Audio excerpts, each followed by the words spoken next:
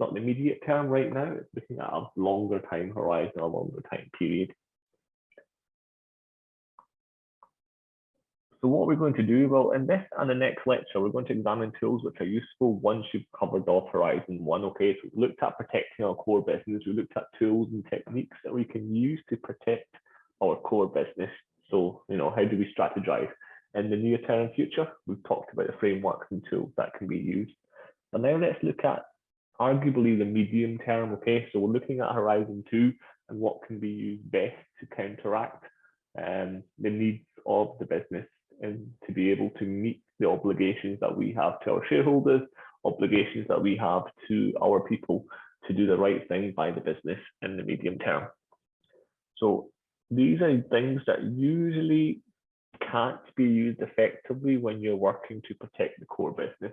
So what do I mean by that? Well, if you're looking to do something immediately, if you're looking to make a change that will impact the business in 6 months time, 8 months, 10 months time, then these strategies or these tools that I'm going to teach you are not going to be useful. Okay, so you need to look at what we did previously before the break and on Monday for tools that are useful for short run, but this is now all about the medium run. So just to remind you, Horizon 2, the yellow line, we're looking at what's called the emerging business. This is what we want our business to become. Okay, so we're shaping our business for the future.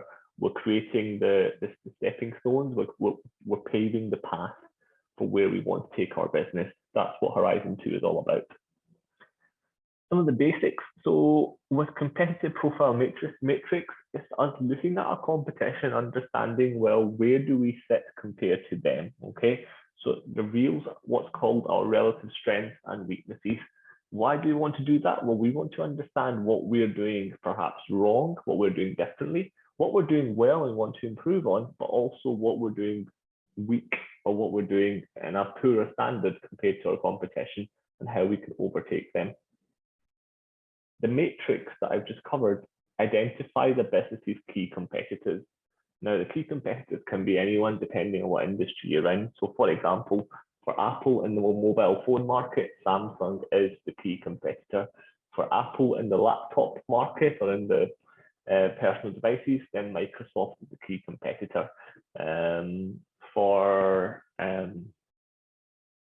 Apple in the music industry, then for iTunes, the biggest competition to iTunes is Spotify. So again, depends what industry you're looking at, who your competitor is, okay? So a company can have more than one competitor. It just depends where you're looking. The matrix also allows us to compare them using industry critical success factors. Now, this is the bit that people get confused at. This is you identifying what's critical in that industry, what do people value, okay? And again, each industry will have its own unique set of critical success factors. What is seen as a success in the mobile phone market is not necessarily the same thing that will be a success in the laptop market or be a success in the motor vehicle market. So if you're looking to buy a car, you're looking to buy a mobile phone, you've got a very different set of criteria, okay? So the industry success factors are also going to be different depending on what industry you are looking at. The analysis, what you need to do, well, that reveals the relative strengths and weaknesses against the competition. So this is where you do a trade-off, okay? You look at what you are doing, you look at what the competition are doing in your matrix, and then you try and compare performance and you do analysis to suggest what are some of the reasons why you're doing better, what are some of the reasons why you're doing worse, and how can you improve. Businesses are then able to identify areas that should improve and also which areas they're doing well and they should look to protect and maintain, and perhaps even better if they can, okay? So it allows you to identify the areas where improvement is needed, i.e. you're behind compared to the competition, or areas where you're doing very well or you're the leader. How do you maintain that position as market leader? How do you become even better than what you are today? What does it look like? Well, it looks like something similar to what I have on the screen in front of you. So this is a competitive profile matrix. In the top row, so in the dark red color, we have the different firms you're comparing. So firm A, firm B, and firm C, okay, A, B, and C. Along the left-hand column, we have our critical success factors, okay? So in this particular industry, or in this particular market, the following success factors are seen as being the most important that influence the decision of the customer. So the range of services that are available will influence what the customer does. The brand reputation, the fee that is per fee earner. So again, what fees this business charges, and finally, what market share this business has. These are things that are seen as success in this particular market. Okay. Then we have the column which has got weight or weightage on it. So you might be thinking what weightage means. So weightage is what one of these success factors, or how these success factors can be grounded. What do I mean by grounded? I mean, how can they be positioned? How can they be scored in terms of their significance or their importance to what our business wants to achieve? So again, in this particular example, the range of services in the market share have more weight. What does that mean? It means they're more important in this particular industry, whereas the fee that's paid to each fee earner is not that important, or the brand reputation is also fairly insignificant compared to the other two factors that we've discussed. Now, realistically, this, although this is a poor example because it doesn't add up to one, you want all the weightage, so all the weights combined should be less or equal to one, okay? The weight should never be higher than one. So you want to find weight. And again, it's up to you how you classify it. You might decide to make range of services 0.2 or 0.3.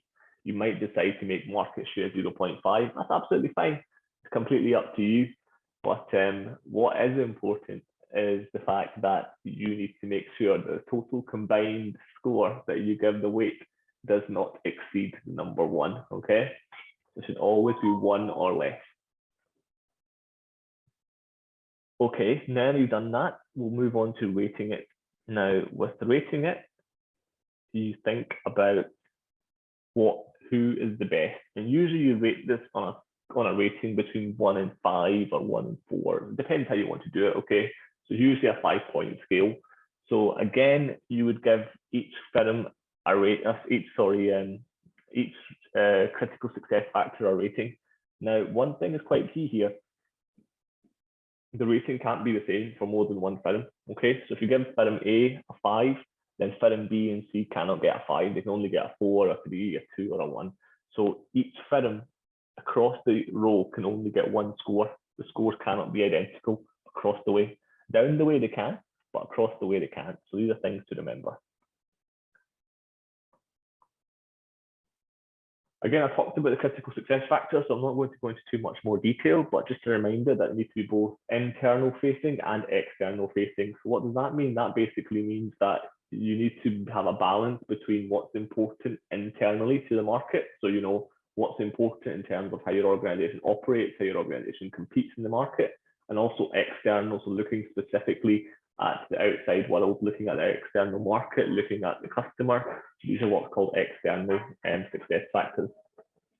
Now, these can vary between different industries or even different strategic groups, depending on the nature of the industry you're looking at. As I said already, success factors will change even for the same company. For Apple, the success factor in mobile phones is very, very different to the success factors in the laptop market. For Samsung, the critical success factors in laptops are very, very different to the critical success factors in televisions. Samsung make televisions too. So again, the CSF, or the critical success factors, will vary depending on the market or the industry you're focusing on. The more critical your success factors are, the more robust and accurate your analysis will be, okay? So you need to make sure you identify the correct critical success factors to that industry area in order to produce a robust analysis. Again, these are some examples I've given you. So if you were doing a competitive profile matrix for your assignment for this module, you might want to look at some of these, or I wouldn't do all of them because I feel 4 to 5 is a good number. If you do too many, you're going to be there forever and your analysis will be quite skewed.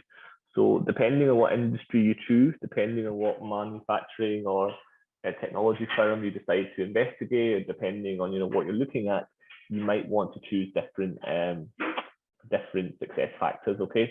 Again, this list is not exhaustive, okay? This isn't everything. This is just a few ideas I've given you. You might find that depending on the industry you're looking at, there's other critical success factors that are important. So here are some that you might want to consider. Then, as I said already, you need to assign a weight between 0.0 and 1.0. Now, again, if you assign one of the critical success factors with a weight of 1, that's not a good idea. The reason that's not a good idea is you've only got the number 1 to play with. So if you give one of the success factors a 1, the rest of them are going to be 0. So your analysis is going to be pointless. Okay, so the combination of all the weights that you give across the different success factors should add up to 1, maximum of 1. So for example, say you have 3 success factors, or 3 critical success factors, I should say. You might want to give one of them 0.5, another one 0.3, another one 0.2. Add them all up, you get 1, but individually they have a different weight, okay? It doesn't have to be different. Say, for example, you have 4 critical success factors. They all might be equally important. So you may decide to make it 0.25, 0.25, 0.25, and 0.25. So all 4 of your critical success factors are weighted the same. As long as they add up to 1, it doesn't matter what you do. But realistically, you want to look at this critical success factor. You want to understand which one is the most important to your customer, which one is the one that influences how your business performs.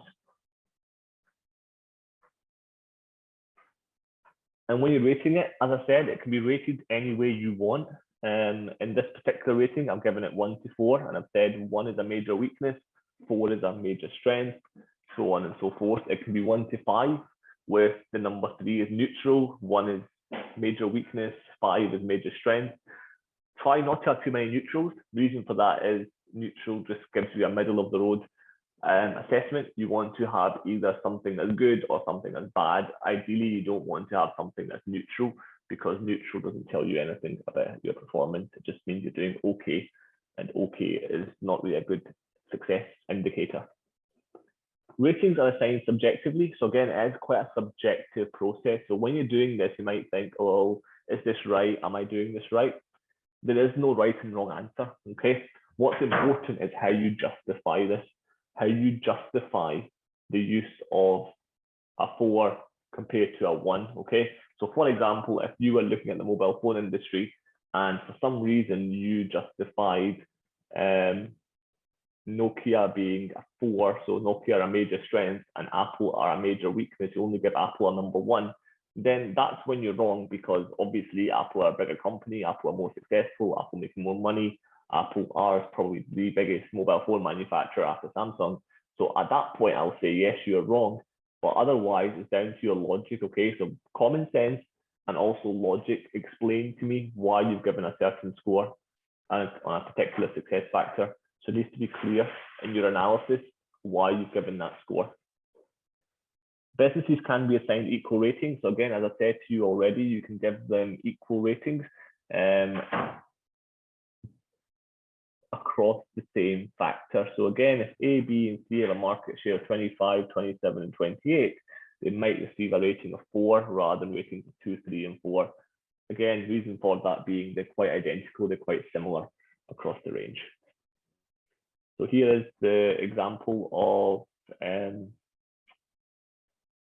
the credit profile matrix with some numbers put in just to give you an idea. Now, what I didn't cover with you was the score. How do you work out the score? Well, the score is calculated by multiplying the weight by the rating. What do I mean by that? So, for example, if we're looking at firm A and we're looking at the range of services, the critical success factor, then we're multiplying the weight, which is 0.13, by the rating that we gave firm A. So 2 times 0.13 will give us the answer 0.26. Okay. Similarly, if we're looking at firm C and we're looking at brand reputation, so the weight for brand reputation is 0.08. We multiply that by the rating that we've given firm C, which is 1. 1 times 0.08 equals 0.08. Okay, so that's how you work out the score. Now, each business receives a score on each factor. So each business should get a score for each of the factors you've used. And the total score added up down the column is the individual score for the firm. Okay, so you add up the total score for each firm at the bottom, and then the one that has the highest score across the different success factors is seen as being relatively stronger than its competitors. Okay, so depending on what, it may well be the case that one business is very, very good at one particular critical success factor, so they might get the highest score, in that particular critical success factor. However, when you look at it across everything, there might be a different company that's actually performing better. Okay, so being good in one area doesn't necessarily equal success. It can actually be a weakness because you've not actually considered everything that the market needs. So again, here's an example that I just showed you. So now you might be thinking, okay, well, interesting framework, but why do we use it? Well, a couple of benefits. Firstly, the factors I use to compare the firms are identical. So why is that important? Well, it makes your analysis more accurate. Okay, it makes it a lot more reliable and robust. You're using the exact same factors to compare the business. You're not comparing sales in Africa versus sales in China. You're looking at a particular critical success factor. Okay, so you're looking at the industry and what the industry wants. You're not comparing sales volumes or market share, from a perspective of different areas, different product lines. You're looking at a specific element of that market as per the needs and wants of customers that buy and sell goods in that market. The analysis itself displays information on a matrix. Why is that good? Well, usually as human beings, we suck at trying to understand information when it's written out as text. So everything that we showed on this slide, if you try and write this out using words, you'd be here probably writing that 5 or 6 pages worth. Okay, so proper analysis can be quite dense, it can be quite deep, but just to show it on a matrix on one page, it makes it easy for your audience to see and understand what you're trying to say. Okay, that's not to say you shouldn't do analysis. In your assignment, I would expect if you were doing a competitive profile matrix, for you to have the matrix on one page, but then have more pages with analysis. But the significance of you doing it this way is such that you're able to showcase to your audience at a glance what you're trying to say, and then they can read the analysis separately if they so wish. Firms can also decide which areas they want to strengthen, okay? Which areas do they want to pursue. How do you do it? Well, I've talked about this already, so I'm not going to go into any more or any significant detail, simply because I feel like we've done this to death. Okay, I've talked about this in a lot of detail now. I'm not going to go into any more information. So if someone's got a question, please do feel free to ask a question. Yes.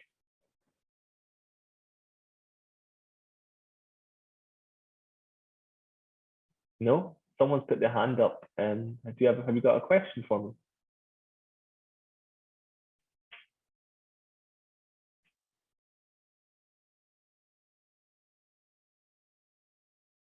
No? Okay. Well, if you do have a question, please do feel free to come off mute and ask. So yes, as I said, I've already covered this. I'm not going to go into any more detail. Oh, the chat's come through. Yes, please do ask your question either by coming off mute and talking to me or by typing it into the chat. Please do feel free to share your thoughts.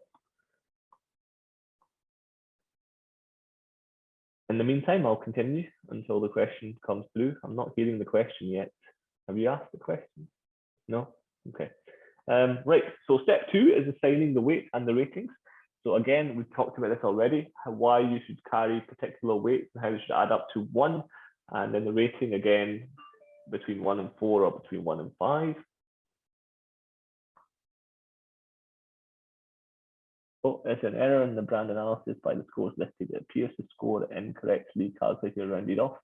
Oh, there may well be. Let me just double check.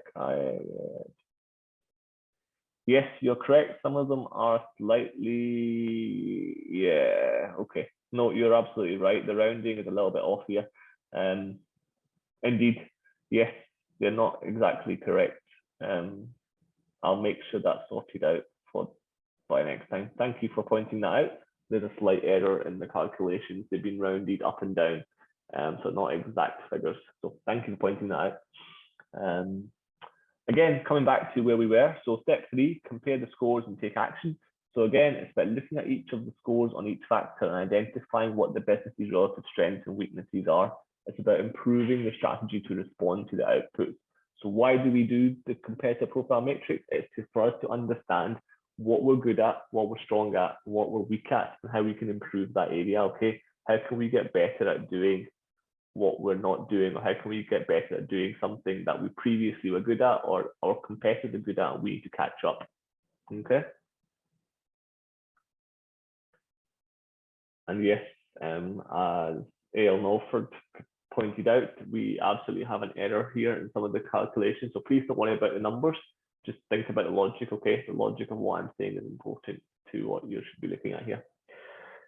Right, let's now come back to Michael Porter. So if you remember in Horizon 1, we looked at his competitive forces. We're now going to be looking at his competitive strategies, okay? So this is looking at Horizon 2, looking at the medium-term future. So for competitive strategies, what you're doing is you're playing off the scope versus the source of competitive advantage. So firstly, on your strategy, what you're looking to do you have a narrow scope? Are you focusing on a particular department, a particular area of your business? Are you focusing on a particular product line? So that's quite a narrow scope. Or are you looking at the overall business? Are you looking at a particular country or a subsidiary or a geographical area?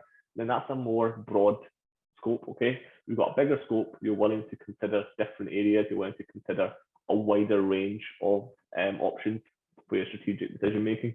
So narrow and broad will influence what strategy you choose. On the bottom axis, we have what's called a source of competitive advantage. Are you competing on cost, i.e. you've got low cost basis and you're therefore in a better place? Or are you competing on differentiation? So your product is better, you're able to add more features. It might be more expensive, it might be, it might cost you more money to make, but you're able to offset that additional cost because you can do different things, you can offer different features that customers are willing to pay extra for, okay? So your source will be on either cost, i.e. you can keep your cost low and therefore sell at a lower price, or your focus is on differentiation, whereby you're trying to make your product stand out, be different, have additional features, so on and so forth, and therefore more willing to charge a higher price because customers might be willing to pay that. And again, if you treat this like a 2x2 matrix, if you're pursuing a cost strategy and you're looking at a broader element of looking across your business, then you might be looking at pursuing what's called a cost leadership component. So you want to be a leader on cost, you want to be the best in the business at cost. Whereas if you've got a narrow scope, it might be a cost focus. That means on one particular product line, maybe that product line is inefficient, there's lots of wastages, there's lots of resources being spent. You might want to look at scaling those back, right? To look at ways in which you can bring the cost focus in control for that particular product. Similarly, if your focus is on differentiation, you're all about providing unique features, something different. You want to look at what your focus is. Is it broad, i.e. you can offer differentiation across your entire product line? So Apple have got a differentiating focus. iOS software is only available on Apple devices. So if you're a fan of iOS, then you will always have to buy from Apple. You cannot access iOS on any other platform. Whereas if you look at Microsoft or Windows, Windows is available on multiple devices. You don't have to buy a HP, you don't have to buy a Samsung, you don't have to. So all of these different devices are able to give you the same access to Microsoft. So again, for Apple, a differentiation broad scope would be iOS software only available on the Apple range of products. Similarly, the business might have what's called a narrow scope. So they might be focusing on differentiation. So a differentiation focus means you look at a particular product, you look at a particular market area, you look at a particular geographical area, so you're looking specifically at one area of your business and you're trying to differentiate that one particular area. It's not everything, it's not a wide scope, it's a very narrow, specific scope. Again, you might be thinking, well, what's an example of that?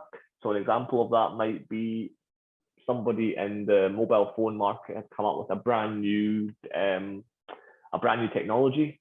So Apple might decide to implement that in their phones as well, and they might try to better that or come up with something different, but only for their phone. They don't need that technology on a laptop. They don't need that technology on iTunes. They don't need that technology on iPods.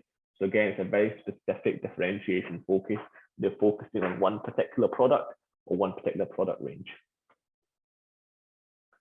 The basics of this approach, well, you've got what's called generic strategies. Now, these can be applied to services in all industries, all businesses of all sizes.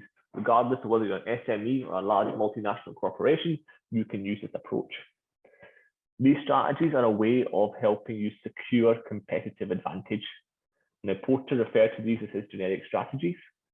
Why did he call them generic? Because they don't have a specific focus, differentiation focus, or differentiation versus cost focus or cost leadership. Again, that's very broad. What do you mean by cost leadership? Is it because you are going to try and bring your costs down? You're going to be more efficient. You're going to, invest in machinery and robotics to kind of help bring your costs down, or you're going to perhaps focus on price. You're going to perhaps focus, so it's not, with his generic strategy, he's not giving you the strategy, he's giving you a way for you to structure your strategy. It's for you to understand, okay, I am looking at a specific product line, or I'm looking at my whole product range. I am looking at a broad focus, I'm looking at a narrow focus. These are all things that you want to consider when you're strategizing according to Michael Porter. Again, I've talked about these, so I'm not going to go into any more detail. Focus strategies, exactly the same. So if you've got a cost focus or differentiation focus, you will concentrate on a particular niche market. You want to try and understand the dynamics of that market. You want to try and build a strong brand loyalty within that market.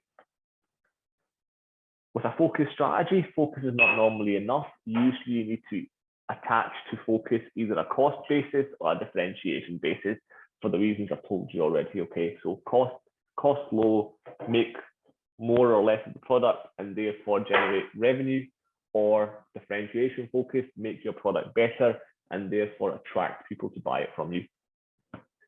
Finally, we have what's called the Ansoff matrix. Now with the Ansoff matrix, we're doing something relatively similar to what we did with Porter's generic strategies.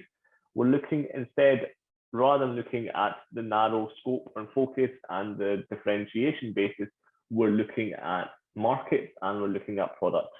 So on the left-hand axis, you've got two types of markets. You've got existing markets where you already operate, or you've got new markets where you could operate. On the bottom axis, you have existing products. So these are your product lines that you already have, or potentially new products that you might want to invest in, you might want to do some research and development to create. So when we compare these, we can look at ways in which we can strategize. So if you've got a new product that you're developing and you want to try and sell it to an existing market. So say, for example, you are Apple, you already serve the market for mobile phones, but you're now currently developing a new iPhone. So the iPhone 13 came out yesterday, I believe. Say you're now developing the iPhone 14, then realistically, you're trying to service the existing market. Now, obviously, you wouldn't come out with a new phone today, but I'm sure behind the scenes, Apple are already developing a new iPhone. They're already looking at ways in which they can improve on the iPhone 13. So they'll be looking to do what's called product development because they're looking to serve the existing market. However, Apple might decide they want to suddenly start producing microwaves. Okay, so Apple microwaves. Now, Apple don't make microwaves, I'm sure you all know that. But if they were to do that, they'll be entering what's called a new market. Okay, they don't serve that market. They don't provide household appliances like microwaves or toasters or kettles. All of a sudden, they're doing what's called diversification. They're offering new products to brand new markets. So they're diversifying. Similarly, if we look at existing products and you want to perhaps change something or do something to an existing product that's already being provided to an existing market, then you're doing what's called market penetration. You're trying to improve your position in that market. So again, for example, if we look at the iPhone, so iPhone 13 just came out yesterday. Apple might decide in a couple of weeks that there's improvements they can make. They might have updates. So what they will do is they will release the updates. The updates will go to the exact same market, the exact same customers, and they will benefit from a better quality of experience, perhaps, less issues with their device, so on and so forth. So market penetration is all about improving what you're doing already with your existing product and your existing market. However, you might decide that, hold on a minute, I am providing a product that's being used here for a specific purpose, but maybe it could be used for something different later on. So for example, let's talk about, and this might be a very, very silly example, but I'm going to give it to you anyway.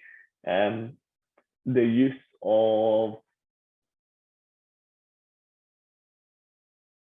sorry, I've lost my chain of thought, what I was going to say. Televisions. So when you're going to buy a TV, right now televisions are mostly advertised as things for you to watch, things on. So you can watch your favorite shows, you can watch, you can connect it to the internet, so on and so forth. But what if you could use your television as a way of connecting, or you can do this already actually. You connect your laptop or your computer to it. That was groundbreaking. That was a new market for them. So when that first came out, the ability to connect your laptop, the ability to connect your PC to your television screen, that was televisions. They hadn't changed them very much apart from adding a new port on the back. But they were all of a sudden servicing what is known as a new market. Okay, they're focusing their existing products, the existing TV, on a brand new market. Who was that brand new market? It was people that use laptops, people that use TVs and wanted a bigger screen. So again, just an example, just a better explanation of market penetration. Penetration is all about business trying to grow using its existing products in existing markets. How's it done? Well, it can be done by selling more services to established customers or finding new customers with an existing market. Strategies to do that might include dropping the price, increasing promotions, perhaps offering modest service refinements. Market development is all about how a business tries to expand into new markets, geographies, countries. It's all about trying to come up with new markets that you don't have access to at the moment. How do you do that? Well, you try to identify different customer segments. Perhaps you look at a foreign market, so you do some FDI, foreign direct investment. You look at buyers for products that have only sold to households previously. Now you've got industrial buyers. So again, looking at a new customer segment. Where is that likely to be successful? Well, usually where you've got unique technology. Okay, so televisions, for example, all of a sudden people are using them for second screens. People are using them. Why should I buy a monitor if I can just buy a television to do the same job? So all of a sudden, businesses had, or TV producers had a brand new market that previously they hadn't considered. It also benefits from economies of scale because you can then produce more output. The bigger your market, the more you can sell. And there's the Ansoff matrix again. Okay, so just a reminder, that's what it looks like. Let's now move on to the product side. So you've got product development. So with products or service development, the business is trying to create new services targeted at its existing market. Okay, so product development is all about how do we create new services, new products, new ways of using the product to service our existing market. How is that done? Well, you invest in R&D, research and development to make things better. You perhaps acquire the rights to produce someone else's product. So again, maybe you pay someone, you buy out one of your competitors. The likes of Apple and Google and Microsoft, they do a lot of this. When a new competitor enters the market with a brand new technology or a brand new idea or something different, they'll just buy them because they know that it's easier just to buy them and use their technology than try to come up with the new technology themselves if they don't yet have the knowledge or the experience. And then finally, diversification. Diversification is where you start introducing new products to new markets. This is probably the riskiest strategy you can do. Why? Because you're coming up with a new product, so you don't know how successful it's going to be. And B, you're entering a new market, a market you've never been before, a market where perhaps you've got no brand loyalty, you've got no brand awareness, people don't actually know you, people don't know what you can and can't do. Why should they buy from you? So it's a risky strategy, okay? There are two types of diversification. You have what's called a related diversification. So that basically means that there's a relationship between your products. So for example, when Apple entered the mobile phone market, they never used to be there. They only ever used to be in the computer market, laptops and desktops. All of a sudden, they went into a new market, but they had a synergy. What was the synergy? The iOS software. They used the exact same software. So people that had an Apple iMac or an a MacBook Pro, they all of a sudden said, "Oh my God, here's a new phone from Apple. It's the same software. It makes it easier for me to connect my phone to my laptop." So you've got a synergy, okay? You've got an existing link between the new product and the existing business. Or in some cases, you can get what's called an unrelated diversification. That's where a company goes into what's called conglomerate growth mode. So for example, Samsung. So Samsung were producing predominantly consumer electronics. Okay, that's how they started. They then entered stuff like mobile phones, laptops. They entered different areas. Traditionally, Samsung were all about home appliances. An example of applying Ansoff matrix to McDonald's. So again, I don't know if you're aware of this, but McDonald's operate in India and they offer what's called products that are Indian products. So they've got masala grill, royal paneer. They know that because Indians don't eat beef, so they don't offer a Big Mac in India. Okay, it's just not possible. It's just not feasible. The market size is too small. There's not enough beef eaters, and plus it's seen as a religious thing for some Indians as well. So they don't serve beef in a McDonald's restaurant in India. So again, that's a way in which McDonald's have entered into new markets with new products. Okay, so McSpaghetti, McAloo Tikki. So again, that's served as a vegetarian McDonald's restaurant. Again, there's a McDonald's in India which only sells vegetarian products. Why? Because there's a rule, a regulation that within a 1 mile radius of the Golden Temple, you cannot sell any meat products. So there's a McDonald's that falls into the 1 mile radius, and that McDonald's can only sell vegetarian products. That's just an example, okay, just to give you an idea of how it can be applied. There is criticism behind the Ansoff matrix. It's not necessarily a perfect model. Why? Because it's issue around what's being taken as being new, okay? If you assume that a new service really is new to the business, in many cases, that service will simultaneously take that business into a new and unfamiliar market. What do you mean by that? Well, if you're developing a new product, i.e. it's completely new, you've never done it before, then by default or by definition, surely you're then entering a new market. You know, so that's something that's been levied or leveraged against Ansoff. Alternatively, if a new service does not take a business into a new market, then the combination of new services into existing markets doesn't actually equal diversification, okay? So it's something for us to consider. Oh, apologies. Can everyone still hear me? Can you still hear me? Hello? Hello?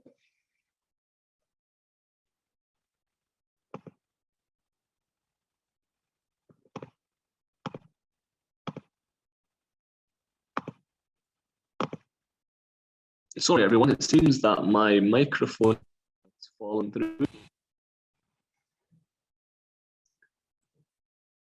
Hello? Hopefully you can all hear me. If anyone can't, please just shout out. Unfortunately, my my audio equipment is giving me some issues this evening. Finally, we have the Pareto analysis rule. So Pareto is basically the 80-20 rule. Essentially, what it means is 20% of any inputs will produce 80% of all outputs. What do I mean by that? Well, 20% of your core activities will equal 80% of your profit revenue. It's a thumb rule. It's not an exact science. It's just an indication of how we can perhaps look at where the value lies and what a business does. Other applications of it include maybe 80% of your customers provide 20% of all your sales. So for example, most customers only use Microsoft, most customers that use Microsoft Office only use 20% of the features, okay? Why? Because we only ever need Word or PowerPoint or Excel. We don't actually need a lot of the other products that they come with. Scenario planning is the final one. There's a video for that, but because that's going to take us longer, I'm going to leave it there, guys. Okay, so let's finish for this afternoon. So today, what did we do? We looked at Horizon 2. And in Horizon 2, we have medium-term outlook. We looked at different models you can use. Comparative profile matrix is the first one we looked at. We then moved on to Porter's generic strategies. We looked at the Ansoff matrix. And finally, we just finished up looking at Pareto analysis. These are just some tools and frameworks that can help you prepare or plan strategies for the future. Okay. Any questions on what we did today?